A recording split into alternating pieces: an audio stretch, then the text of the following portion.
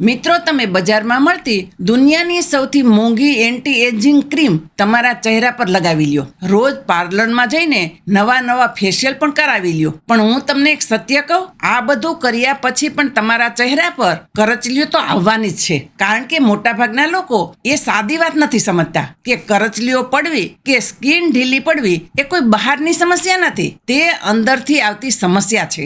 સુંદરતાનો સાચો સંબંધ તમે બહાર શું લગાવો છો તેની સાથે નહીં, પણ તમે અંદર શું ખાઓ છો તેની સાથે જોડાયેલો છે. થોડા દિવસ પહેલા જ મારા એક ખૂબ જ જાણીતા બહેન મને મળવા આવ્યા હતા. તેમની ઉંમર માત્ર 38 વર્ષની છે, પણ તે દિવસે તે ખૂબ જ નિરાશ દેખાતા હતા. તેમણે મને દુઃખી થઈને કહ્યું કે શારદાબેન, ઓફિસમાં બધા લોકો મને 45 કે 50 વર્ષની સમજે છે. મારી આંખોની નીચે કાળા કુંડાળા અને લાઈનો પડી ગઈ છે. કપાળ પર કરચલીઓ સ્પષ્ટ દેખાય છે અને મારા ગાલ પણ હવે ઢીલા પડી રહ્યા છે. કોઈ સ્ત્રી માટે પોતાની ઉંમર કરતા 10 વર્ષ મોટા દેખાવું એ કેટલું મોટું દુઃખ છે તે હું સમજી શકતી હતી. મેં તેમને શાંત પાડ્યા અને સમજાવ્યું કે બેન, તમારી આ સમસ્યા કોઈ કેમિકલ વાળી મોંઘી ક્રીમથી ક્યારેય નહીં જાય. તમારી આ તકલીફ માત્ર આપણા રસોડામાં જ રહેલી 2 વસ્તુઓ ખાવાથી પૂરેપૂરી ઠીક થઈ શકે છે. તેમણે મારા પર વિશ્વાસ મૂક્યો અને 30 દિવસ સુધી મારા કહ્યા પ્રમાણે જ કર્યું. મિત્રો, તમે માનશો નહીં, 30 દિવસ પછી જ્યારે તે મને ફરી મળ્યા ત્યારે તેમનો ચહેરો જોઈને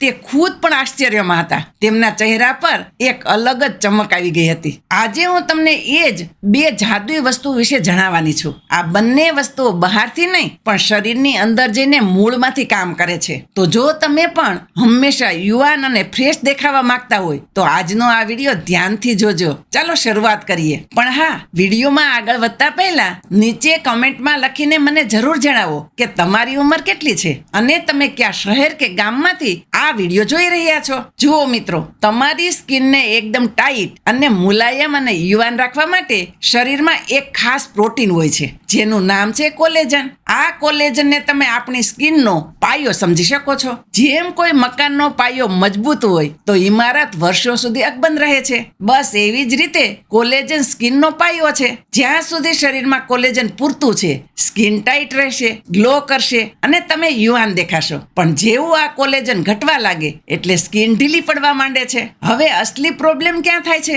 કુદરતી રીતે જ 25 વર્ષની ઉંમર પછી આપણા શરીરમાં આ કોલેજન બનવાનું ધીમું પડી જાય છે. દર વર્ષે લગભગ 1 થી 1.5% કોલેજન શરીરમાં ઘટે છે. એટલે કે 40 વર્ષ પછી તો કોલેજન તૂટવાની સ્પીડ બમણી થઈ જાય છે. જ્યારે નવું કોલેજન બનતું નથી અને જૂનું તૂટે છે ત્યારે ગાલ લટકવા લાગે છે અને કરચલીઓ દેખાવા લાગે છે. હવે સવાલ એ થાય કે આ કોલેજન આખરે તૂટે છે શા માટે? તો આની પાછળ 2 સૌથી મોટા કારણો છે. પહેલું કારણ છે ફ્રી રેડિકલ્સ. પ્રદૂષણ, સૂર્યનો તડકો, ટેન્શન અને બહારના જંક ફૂડ ખાવાથી શરીરમાં આ ફ્રી રેડિકલ્સ પેદા થાય છે. જેમ લોઢાને કાટ લાગે છે તેમ આ ફ્રી રેડિકલ્સ અંદરથી આપણા સ્કિન સેલ્સને કાટ લગાવે છે. બીજું કારણ છે એક ખાસ એન્ઝાઇમ જેનું નામ છે MMP1. તડકામાં વધુ રહેવાથી આ એન્ઝાઇમ શરીરમાં વધી જાય છે અને તેનું કામ માત્ર કોલેજનને કાપીને તોડવાનું છે. તો હવે આનો ઈલાજ શું? આપણે આ પ્રોસેસને કેવી રીતે રોકી શકીએ? તમારે બસ એવો ખોરાક લેવાનો છે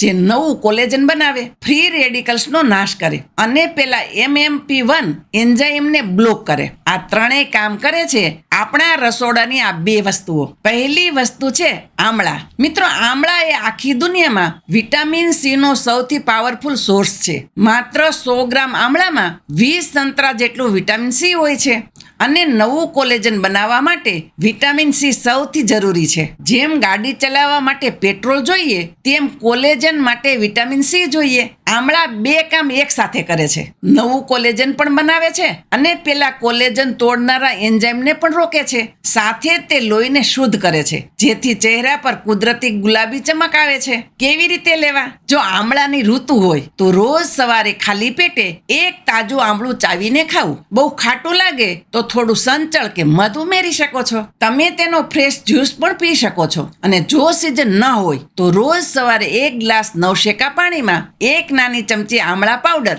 મિક્સ કરીને પી જવાનો. સતત 2 મહિના આ પ્રયોગ કરશો એટલે સ્કિનમાં અદ્ભુત ફરક દેખાશે. બીજી વસ્તુ છે અખરોટ. આપણે અખરોટને માત્ર મગજ માટે જ સારા સમજીએ છીએ, પણ સ્કિન માટે આ એક જાદુઈ ડ્રાય ફ્રૂટ છે. અખરોટમાં સૌથી વધુ plant based omega 3 fatty acid હોય છે. આ ઓમેગા ઓમેગા 3 સ્કિન સેલ્સની દિવાલને મજબૂત રાખે છે, જેથી સ્કિનમાં ભેજ જળવાઈ રહે છે. તેમાં રહેલું વિટામિન ઈ તડકાથી થતા નુકસાનને સીધું રોકે છે અને ફ્રી રેડિકલ્સ સામે લડે છે. કેવી રીતે ખાવા? રોજ રાત્રે 4 થી 5 અખરોટના ફાડા 1 વાટકી પાણીમાં પલાળી દેવા. પલાળવાથી તેની ગરમી ઓછી થઈ જાય છે અને પચવામાં એકદમ હળવા બની જાય છે. સવારે ઉઠીને ખાલી પેટે આ પલાળેલા અખરોટ બરાબર ચાવીને ખાવા. એક દિવસમાં 5 થી વધારે અખરોટ ક્યારેય ન ખાવા, નહીતર એસિડિટી થઈ શકે છે. આખી રૂટીન કેવી રીતે ફોલો કરવી? રોજ સવારે ઉઠીને બ્રશ કર્યા પછી સૌથી પહેલા રાત્રે પલાળેલા 4 થી 5 અખરોટ ચાવીને ખાઈ લેવા. ત્યાર પછી 15 થી 20 મિનિટનો સમય જવા દેવો અને પછી 1 ગ્લાસ નવશેકા પાણીમાં 1 ચમચી આમળા પાવડર અથવા ફ્રેશ આમળાનો જ્યુસ પી લેવાનો. બસ, આખા દિવસમાં બીજું કાંઈ જ નથી કરવાનું. આટલું સિમ્પલ રૂટીન જ તમારી સ્કિન માટે વરદાન સાબિત થશે. ખાસ સાવચેતીઓ અને ડોક્ટર પાસે ક્યારે જવું? મિત્રો, આ ઘરેલું ઉપાય 99% લોકો માટે સુરક્ષિત છે, પણ દરેકનું શરીર અલગ અલગ હોય છે, એટલે આટલી બાબતોનું ખાસ ધ્યાન રાખજો. નંબર 1, શરદી કફવાળા માટે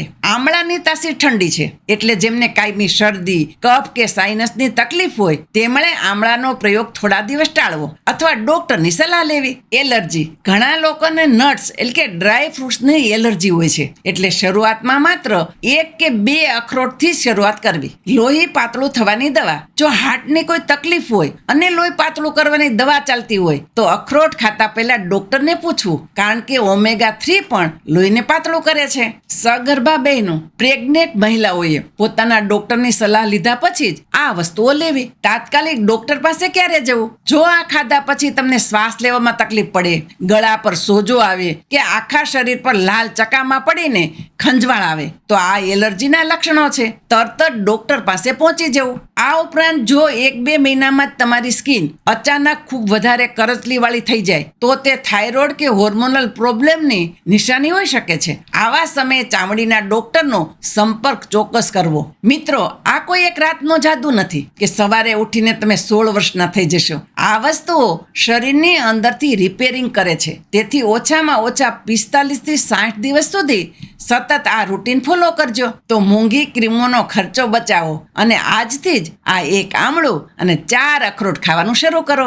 60 દિવસ પછી મને તમારું રિઝલ્ટ કોમેન્ટમાં ચોક્કસ જણાવજો. જો તમને આ વિડીયો કામનો લાગ્યો હોય તો લાઈક જરૂર કરજો, તમારા પરિવાર સાથે તેને શેર કરો અને જો ચેનલ પર નવા છો તો સબસ્ક્રાઇબ કરવાનું ભૂલતા નહીં. મળીએ આવતા વિડીયોમાં. ત્યાં સુધી તમારું ધ્યાન રાખો, હસતા રહો અને રોજ કંઈક નવું શીખતા રહો.